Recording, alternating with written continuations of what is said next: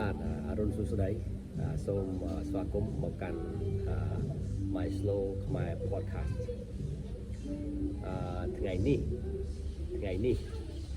ខ្ញុំនិយាយអំពីការណែនាំខ្លួនការណែនាំខ្លួន So today I'm going to help you how to introduce yourself in Khmer. Okay? បាទដើម្បី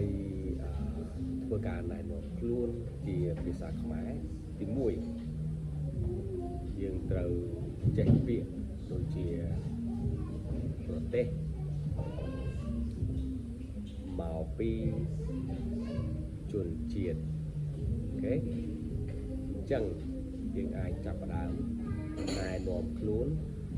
ពីឈ្មោះរបស់យើងបាទឧទាហរណ៍ខ្ញុំឈ្មោះតារាខ្ញុំមកពីកម្ពុជាឬក៏ you can say ខ្ញុំមកពីប្រទេសកម្ពុជា I'm from Cambodia but to come from is មកពីបាទ to come from មកពីបាទ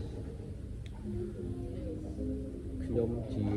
គ្រូបង្រៀនភាសាខ្មែរបាទខ្ញុំជាគ្រូបង្រៀនភាសាខ្មែរ I'm a Khmer teacher or a Khmer instructor ខ្ញុំចូលចិត្តអាហារខ្មែរនិងអាហារថៃខ្ញុំចូលចិត្តធ្វើដំណើរ I like to travel ខ្ញុំចូលចិត្តធ្វើដំណើរ I like to travel អូខេអញ្ចឹងសម្រាប់អ្នកទាំងអស់គ្នាសូមណែនាំខ្លួនឯងតើអ្នកឈ្មោះអី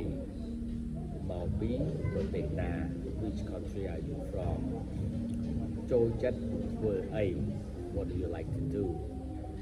ពេលទំនេរចូលចិត្តទៅណា Where do you like to go in your free time ពេលទំនេរអ្នកចូលចិត្តទៅណា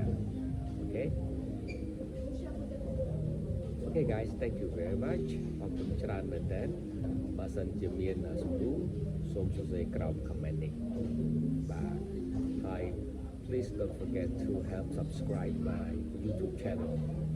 so that you can receive new videos from me when you receive a notification from the YouTube. Okay, so thank you very much. អរគុណច្រើន